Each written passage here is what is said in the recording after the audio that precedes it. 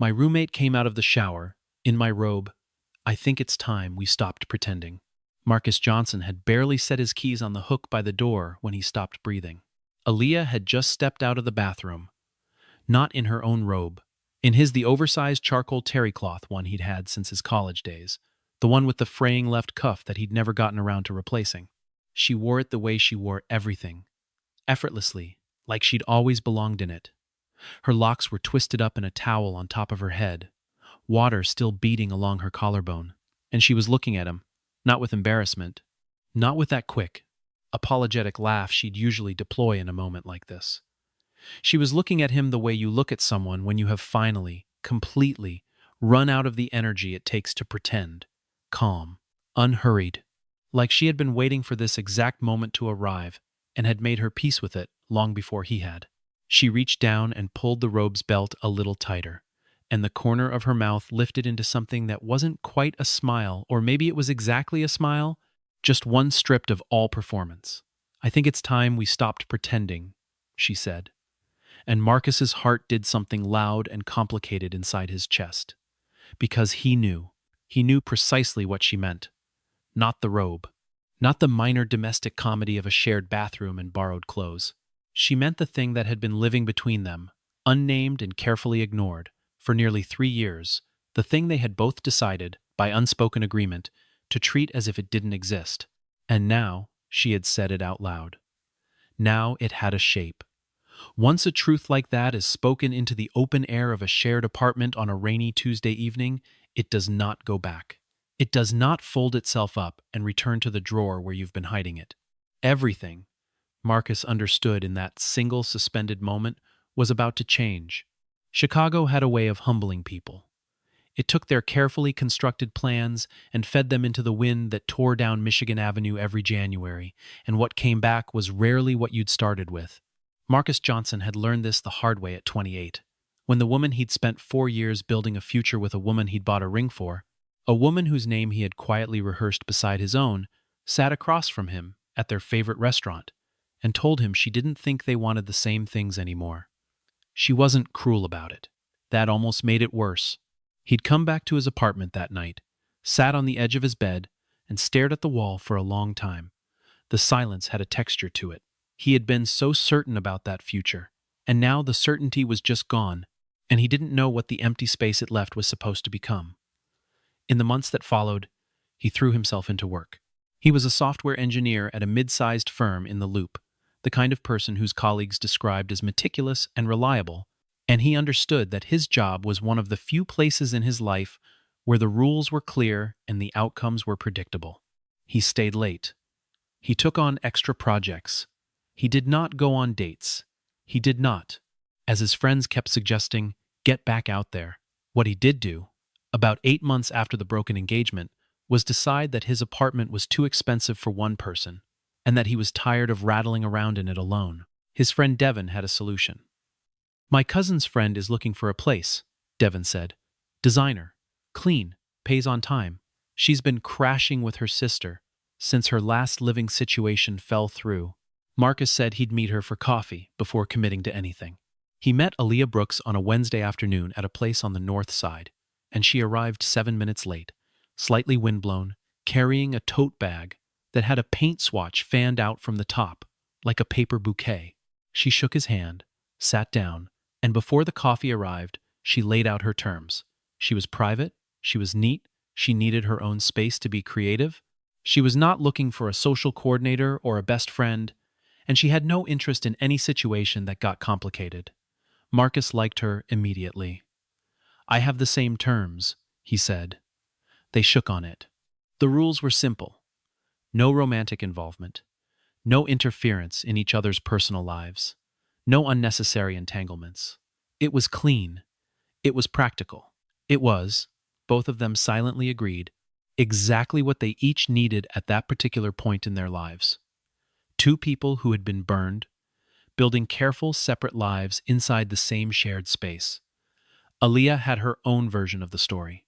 A prior relationship had ended in a slow, grinding way that was more erosive than dramatic. Two people who had stopped being honest with each other and let the dishonesty accumulate until the structure couldn't hold. She had moved out of the apartment they'd shared, spent 3 weeks on her sister's couch, surrounded by boxes, and decided with great deliberateness that she was going to rebuild her life with herself at the center of it. She was going to be independent in a way she hadn't allowed herself to be before. She was going to take her career seriously, build her client list, invest in her own creative vision. She was going to stop making herself smaller to fit inside someone else's plans. The roommate arrangement was purely practical. She was clear about this. She repeated it to herself on the drive over to see the apartment, in the elevator on the way up, while Marcus was showing her the studio room with the north light that was, she noted privately, nearly perfect for what she needed. She shook his hand again at the door and said she'd let him know. She called Devin on the way to her car and said she'd take it. The rules, she reminded herself, were clear. In the beginning, they were polite strangers with a lease in common. They established rhythms quickly, the way practical people do, who bought what, who cleaned when, whose turn it was to deal with the building super when the radiator started making that sound. Aaliyah kept her design work spread across the second bedroom she used as a studio, fabrics and paint chips and architectural renderings arranged in an order that looked chaotic to Marcus, but which she could navigate blindfolded. Marcus kept his side of the apartment clean, to the point of mild obsession, every cable managed, every surface clear, his coffee station arranged with the precision of someone who had decided that the parts of life he could control, he would. They gave each other space. They were courteous. They coexisted. And then, somewhere in the drift of weeks and months, something shifted in the way that things shift when no one is watching for it gradually. And then suddenly, the way water finds its way into a foundation. Aaliyah started leaving breakfast for him on mornings, when he had early meetings. Not every morning. Just the mornings she somehow knew were going to be hard, the Tuesday after he mentioned a difficult review, the morning of the presentation he'd stayed up preparing for. A plate covered with foil on the counter, nothing elaborate, eggs and toast, or sometimes those leftover sweet potato biscuits she made on Sunday afternoons. He never asked her to. She never mentioned it. He started making sure the batteries in her studio smoke detector were always fresh, because she forgot about things like that when she was deep in a project. He fixed the leaky faucet in her bathroom before she noticed it was getting worse. He learned, without meaning to, that she took her coffee with oat milk and exactly 1 sugar, that she needed 30 minutes of silence in the morning before she was ready to talk to anyone, that the playlist she put on when she was stressed was all 90s R&B, and that when she laughed, really laughed, not her polished social laugh, but the real one, it started somewhere deep and surprised the rest of her face. Their Friday nights became a standing arrangement without either of them formally proposing it. A movie or a show, takeout from whichever place they were both willing to compromise on that week. The two of them stretched out on opposite ends of the couch with a blanket between them that neither person claimed and both people used. By the second year, their friends had stopped asking whether anything was going on between them.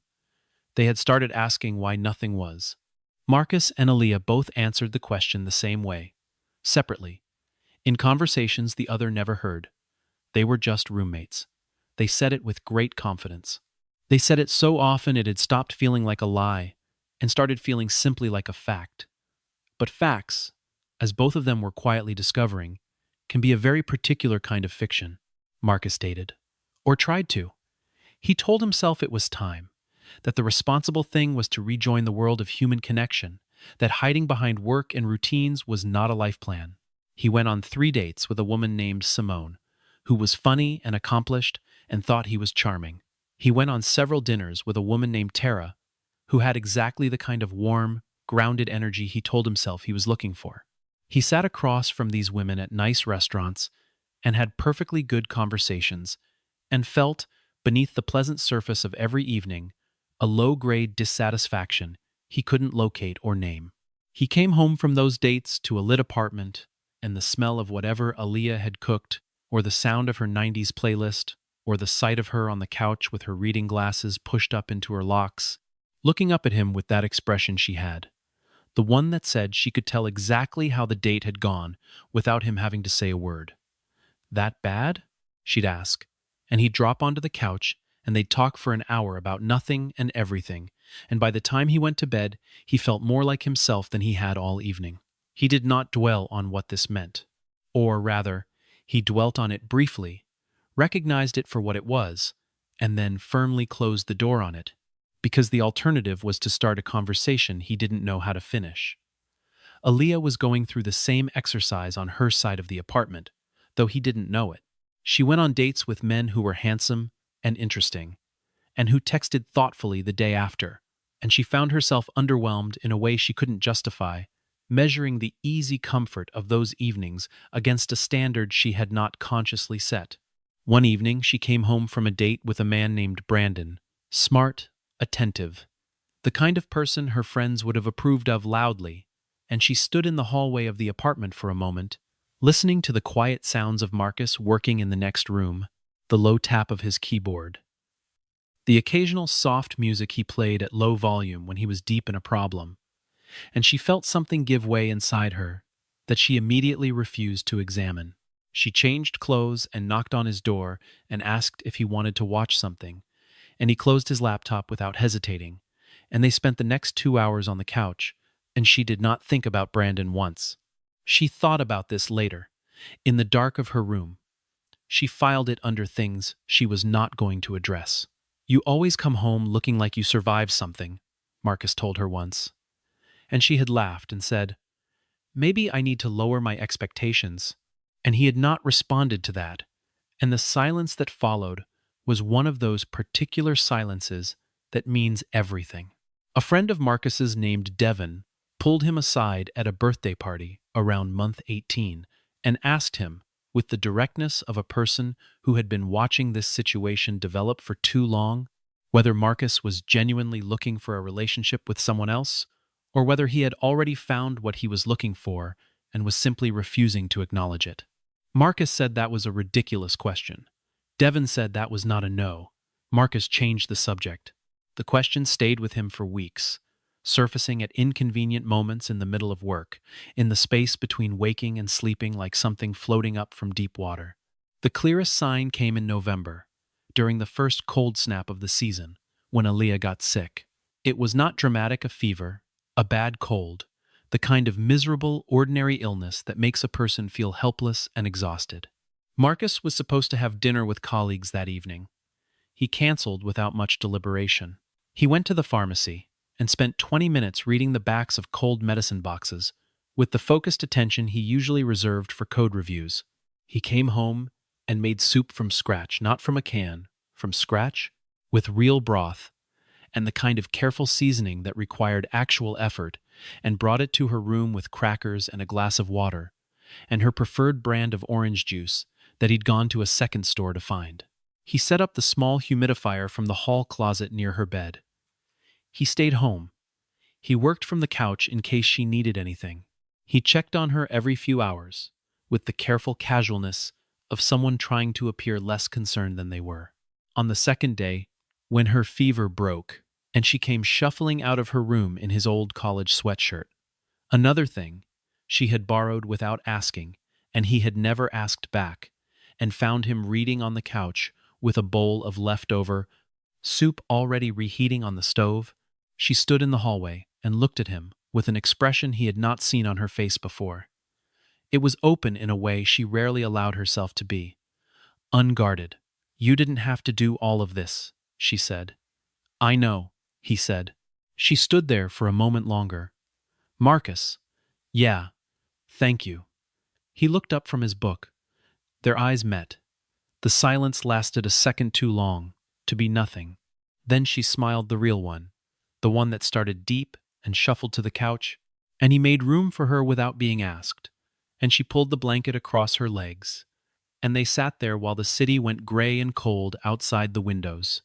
And Marcus thought, with a clarity that unsettled him, "I would do this every time, for the rest of my life." He shelved the thought immediately. He had become very good at shelving things. What he did not know, and what Aaliyah would not tell him for another 5 months, was that she had lain in her room during those 2 days of fever, and felt something break loose in her chest that had nothing to do with the illness. She was not a person who cried easily. She was the daughter of a woman, who had raised her to be capable and self-sufficient, and not to make herself dependent on the goodwill of others for her stability. She had built her life on those values carefully and with genuine conviction. And yet, on the second morning, when she heard him moving quietly in the kitchen, heard him refilling the humidifier, heard him putting the kettle on, I heard the soft, specific sounds of a person taking care. She pressed her face into her pillow and cried for 5 quiet minutes. Not because she was sick, because no one had ever done this for her like this. Not effortlessly, not without being asked, not as though the possibility of doing anything else had simply not occurred to him. She told herself it was the fever making her emotional. She told herself a great many things in the weeks that followed. Aaliyah met someone in January. His name was David, and he was an architect, the kind of man who photographed beautifully and had strong opinions about urban design and took her to restaurants where the lighting was considered. He was intelligent and attentive and had, by every objective measure, exactly the qualities Aaliyah's friends had been encouraging her to look for. Marcus heard about David first as a name, then as a recurring name, then as a presence that occasionally meant Aaliyah came home later than usual, sometimes with a particular quietness to her that he was learning to read. He told himself he was fine. He repeated this to himself with the thoroughness of someone who suspects the statement requires convincing. He noticed things he didn't want to notice. A new dress hung on the bathroom door on a Friday evening, a text that made her laugh at the kitchen counter in a way she quickly subdued when she registered that he was in the room, the frequency with which she mentioned David's name in passing. He did not say anything. He had no standing to say anything. The rules they had set all those months ago over coffee had been clear. He smiled when she talked about David and kept his face neutral and told himself that his primary function in Aaliyah's life was and had always been practical, and that whatever the tight, unpleasant feeling in his chest was when she mentioned David's name was simply a thing he needed to manage. He was, after all, a person who was good at managing things. The jealousy was specific and unfamiliar, and he resented it thoroughly. He had no claim. He had made no claim. He had been given every opportunity, across nearly 3 years of proximity and shared life, to say something true, and he had chosen silence every single time, and the silence had felt responsible. And now it felt like the specific kind of foolishness that looks like wisdom until the bill arrives. He would come home from the gym to find the apartment empty, Aaliyah out with David, and he would stand in the kitchen in the specific stillness of an apartment that belongs to one person in that moment, and he would feel the dimensions of everything he had not said. Then, on an ordinary Wednesday evening in early March, Aaliyah was standing in the kitchen making tea, and she said, without preamble, without drama, in the same tone she might use to mention that she'd scheduled a plumber, "I think if things keep going well with David, I'll probably look for my own place." "It makes more sense." Marcus did not respond immediately. He was standing at the counter with a glass of water in his hand, and for a moment the apartment around him seemed to reconstitute itself. The walls, the furniture, the small accumulated geography of 3 years, as if he were seeing it from outside, understanding for the first time that it had never been just an apartment to him. "That makes sense," he said. He did not recognize his own voice. He set the glass down carefully and said something about having a call to take, and went to his room, and for a long time he sat on the edge of his bed, the same way he had sat the night his engagement ended, and looked at the wall. What followed was a kind of private reckoning that Marcus conducted entirely inside himself, visible to no one, systematic as an audit. He thought about the past 3 years. He thought about every morning he'd woken up, and the first sound he had wanted to hear was her voice somewhere in the apartment. He thought about every night he'd come home tired, and the fact of her presence, just the fact, the simple fact of her being in the same space, had made the day retroactively better. He thought about every date that had failed, not because the other person was wrong, but because she had been right for longer than he'd let himself understand. He thought about what the apartment would be like without her Locks towel on the hook, without her fabric samples on the table, without the 90s R&B when things got hard. He thought about the soup. He thought about the batteries in the smoke detector. He thought about 3 years of Friday nights, and the blanket neither of them claimed. He was in love with Aaliyah Brooks.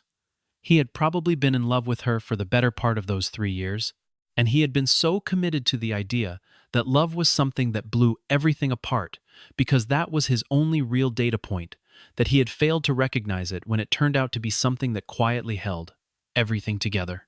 The recognition, when it finally arrived completely and without reservation, felt less like a revelation, and more like the moment you find something you lost so long ago you'd stopped expecting to find it. Relief, followed immediately by the cold understanding that he may have waited too long to know. The night it broke open was a rainy Tuesday in late March. Marcus had been working from home, and he heard the shower run and the usual muffled sounds of the apartment doing what apartments do in the evening. He was at the kitchen counter with his laptop when he heard the bathroom door, and he looked up, and there she was, standing in the hallway with water still damp at her temples, wearing his charcoal robe with the fraying left cuff, looking at him with all the pretense gone, and she said it. The thing that meant the other thing, the whole thing, in 7 words, which both of them understood immediately and completely. He set his laptop down. The apartment was very quiet, except for the rain. "Aaliyah," he started, but she wasn't finished. She leaned against the wall and crossed her arms over the front of the robe and said, steadily, "I'm not doing this to make it complicated. I'm doing it because I'm tired of acting like I don't know exactly why. Every date I go on feels like I'm going through the motions." "David," he said. "I know about David. David is a good person," she said. "And I feel nothing like this when I'm with him." The silence after that was the loudest thing in the room. Marcus stood up from the counter.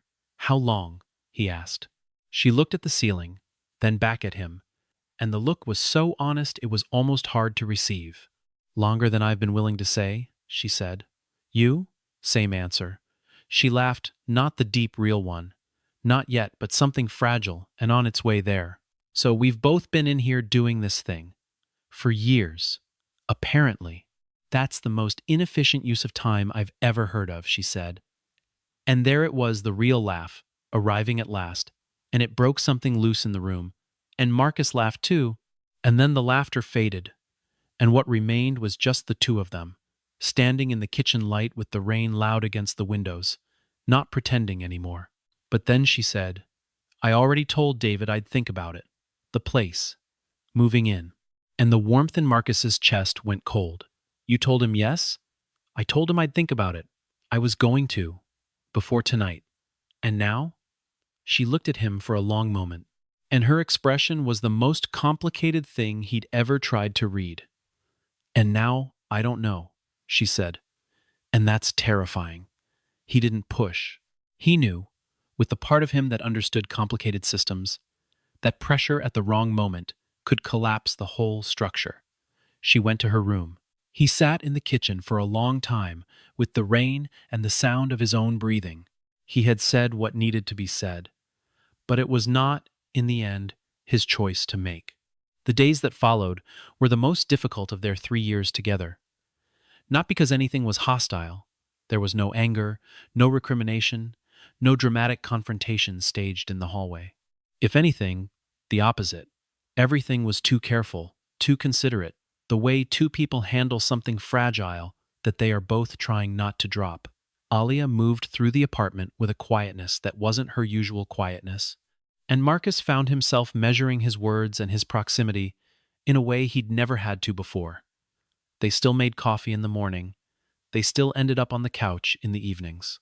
But the easy unself-consciousness of their years together had been replaced with something that was constantly aware of itself, and both of them felt the weight of it like weather.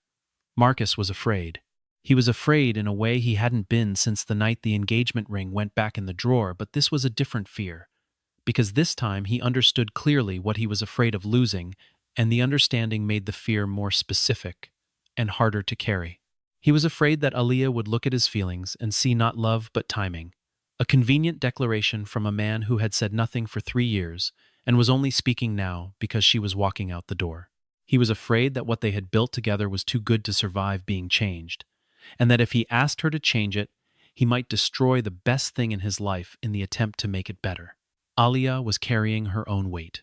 She had built her independence on the rubble of situations where she had trusted the wrong person, leaned too hard, needed too much, and been left feeling like a burden. She had designed her life carefully and specifically to avoid that particular architecture of pain. She did not want to be someone's consolation. She did not want to be the woman a man turned to because the world outside was complicated and the apartment was warm and she had always been there.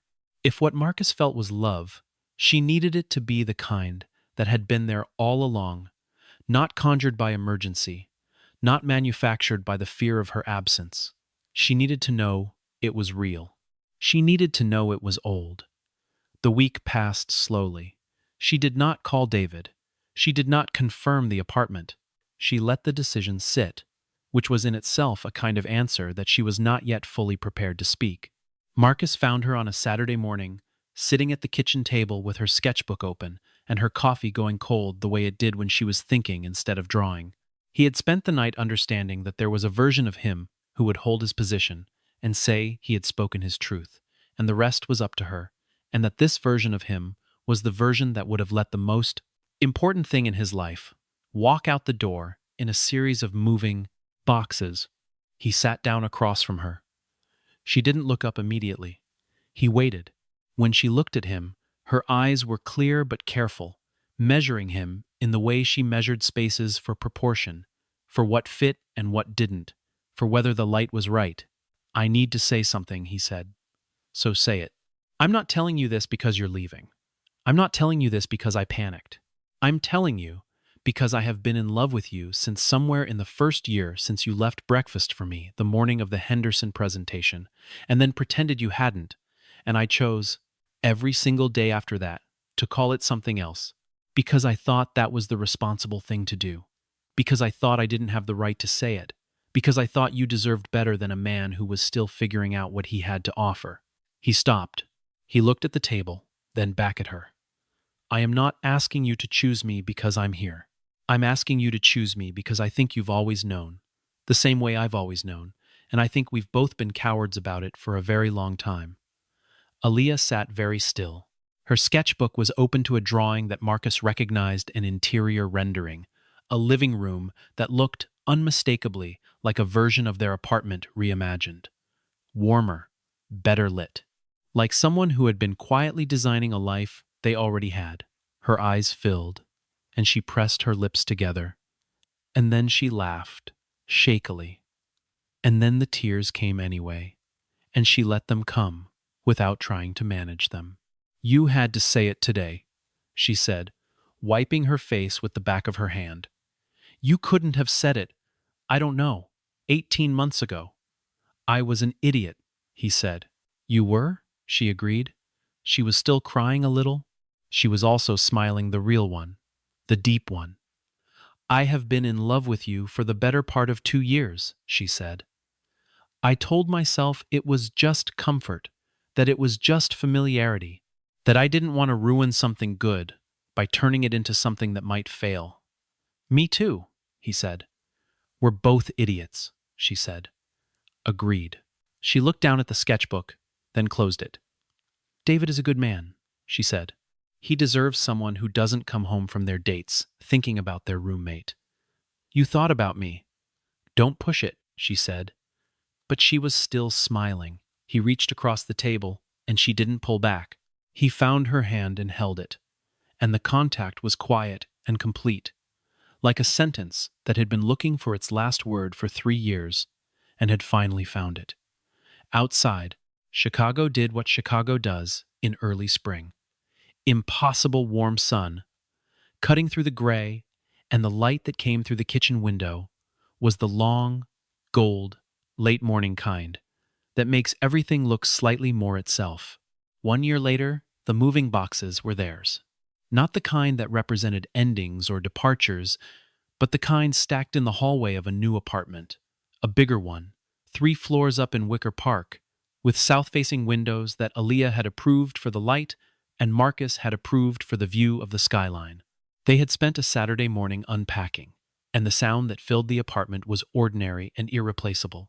Music on the speaker, the scrape of furniture being moved by degrees, laughter when the bookshelf refused to cooperate, The particular domestic harmony of two people who have been operating as a unit for long enough that they can work in the same space without speaking and still feel completely in contact.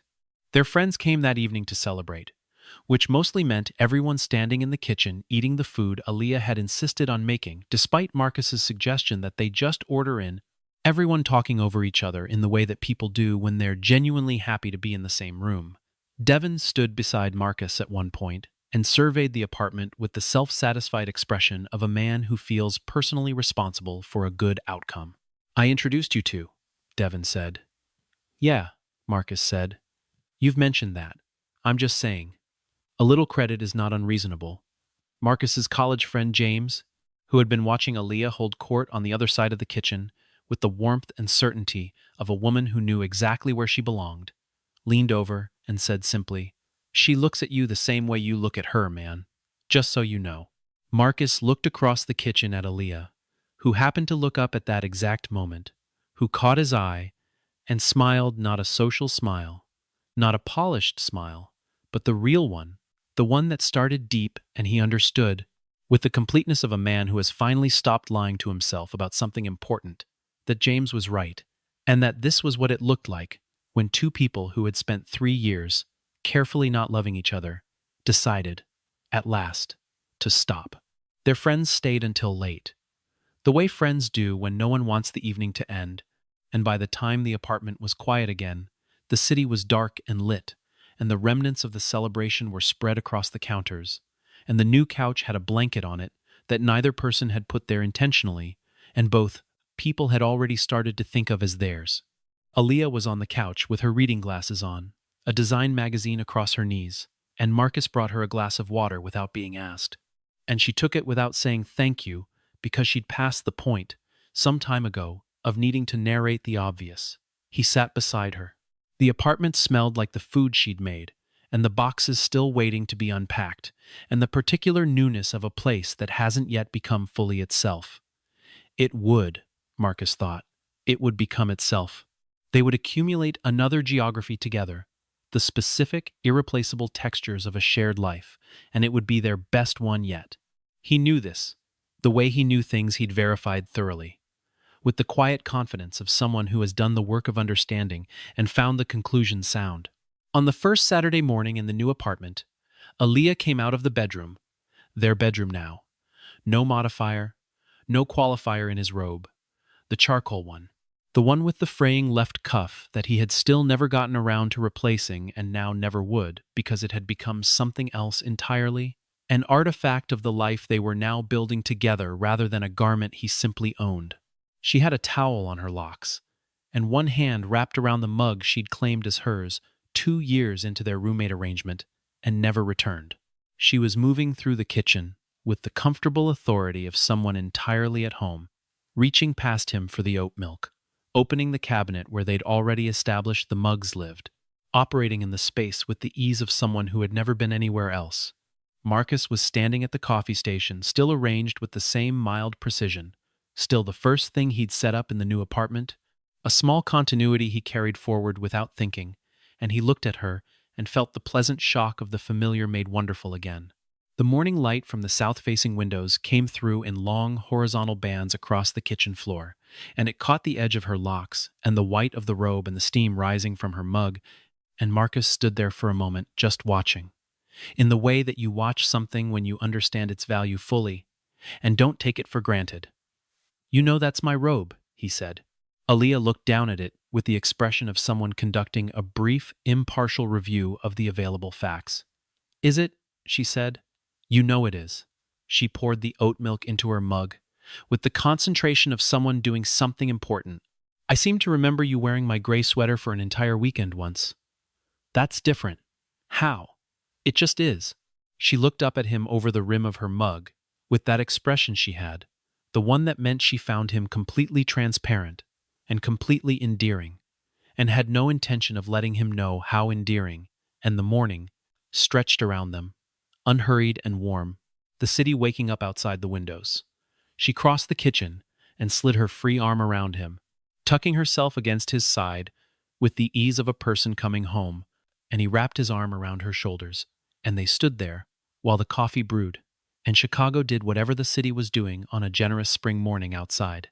"I should get my own robe," she said, her voice easy and unbothered. "You should," he said. "I won't, though," she said. "I know," he said. She laughed. He kissed the top of her head. Everything in the apartment was quiet and good, and exactly what it was supposed to be. The greatest love stories do not always announce themselves. They do not always arrive with the recognizable machinery of first glances and grand gestures, and the sudden, certain knowledge that everything has changed in an instant. Sometimes they arrive slowly, dressed as ordinary life as breakfast left under foil on a counter, as a smoke detector with fresh batteries, as a blanket that belongs to both people and neither, as 3 years of Friday nights that felt like nothing and turned out to be everything. Sometimes, the person you are looking for has been in the next room the entire time, and what love requires of you is not that you find them, but that you finally, fully, and without reservation, stop pretending you haven't already. There is something particular about the way shared spaces accumulate meaning. A stranger's apartment is just a collection of rooms. A home is a record. Every scratch on the kitchen counter, every crooked picture frame, every drawer that sticks in humid weather and requires a specific angle of force, all of it is a small document of life, having been lived there. Marcus and Aaliyah had been writing this document together for 3 years, and the thing about documents written collaboratively, without intention, across hundreds of ordinary days, is that they are sometimes more honest than anything either person could have written alone. The apartment on the north side of Chicago, with its noisy radiator and its good afternoon light and its third-floor view of the street, had recorded everything. It had recorded the morning she taped fabric swatches to the kitchen wall to show him the difference between colors he had genuinely not been able to distinguish until she explained the undertones with the patience of someone who had decided his education was worth her time.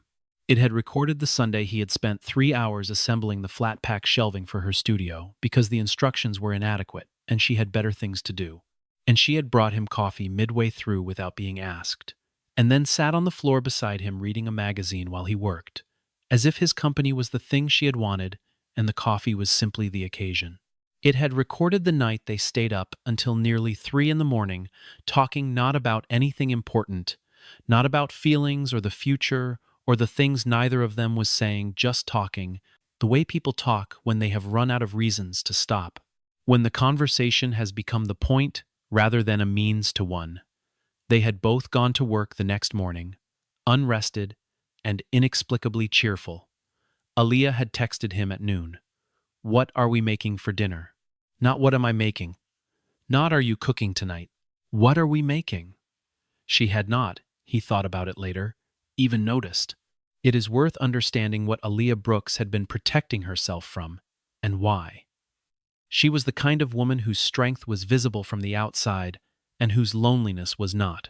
She had grown up watching her mother hold the family together through sheer force of organized will, and she had absorbed the lesson early.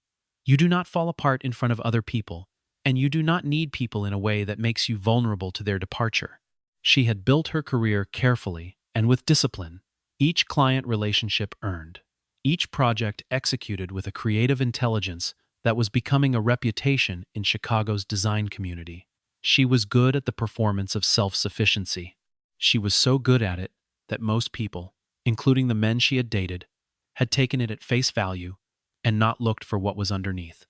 Marcus had looked. Not deliberately, not with any agenda. He was not the kind of person who went looking for the hidden architecture of other people, but over time, and by proximity, he had simply learned her. He knew that the mornings she came out of her studio, looking too composed, were the mornings the project had gone badly, and she was not ready to talk about it. He knew that she ate cereal standing over the sink when she was anxious and didn't want to sit still. He knew that she deflected compliments with humor because receiving them directly made her uncomfortable in a way she had never explained and he had never asked her to. He knew that what she needed in those moments was not analysis or advice, but presence, just someone in the room, doing ordinary things, making the space feel inhabited and safe. He had provided this without ever naming it as provision. She had received it without ever naming it as need. And between those two unnamed things, something had been quietly built. Marcus, for his part, was running his own quiet accounting. He had arrived at the apartment after the broken engagement with a theory about himself, that he was someone who was better in structures than in uncertainties, more reliable in defined roles than in ambiguous ones, and that the disaster of the engagement had been, at least in part, a failure of his own emotional legibility. He had not communicated what he felt in time, and by the time the absence was visible, the other person had already made her peace with going. He had filed this under lessons learned and moved forward accordingly. What he had not anticipated was that the lesson would present itself for relearning in his own kitchen, wearing his robe, with oat milk in her mug, and 3 years of ordinary mornings between them. He was, fundamentally, a person who believed in doing things correctly. He had applied this to his work with considerable success. He had applied it to his domestic life with similarly good results. Where he had failed, he was beginning to understand, was in applying it to anything that mattered too much to risk getting wrong. And so, he had approached the most important thing in his life, the way a person approaches a problem they are not sure they can solve. By not solving it, by tabling it indefinitely, by convincing himself that leaving it unaddressed was a form of competence rather than a form of fear. Sitting on his bed, the evening after Aaliyah mentioned finding her own place, in the specific silence of an apartment that suddenly felt like it was already becoming a memory, he understood that he had confused caution for wisdom for a very long time. What made the Saturday morning confession possible was not courage exactly. It was the specific clarity that arrives when a person has exhausted every other available option and is left with only the truth. Marcus had spent 5 days after the rainy Tuesday night, cycling through alternatives. Maybe he could simply continue as they were. Maybe she would decide on her own not to move. Maybe time would solve the problem the way time sometimes does, quietly, and without requiring him to do anything difficult. He knew, by Friday evening, that none of these were real possibilities. He was watching Aaliyah move through the apartment with a deliberateness that told him she was preparing herself for something, and the thing she was preparing herself for was a future that he was not in, and the recognition of this clear, specific, undeniable, was the thing that finally made the choice easy. Not easy like comfortable, easy like there was no longer any genuine alternative. He had rehearsed nothing. He sat down across from her at the kitchen table on Saturday morning and said what was true in the order it was true, without managing it or minimizing it or finding a careful way to say it that would protect him from the full exposure of being known.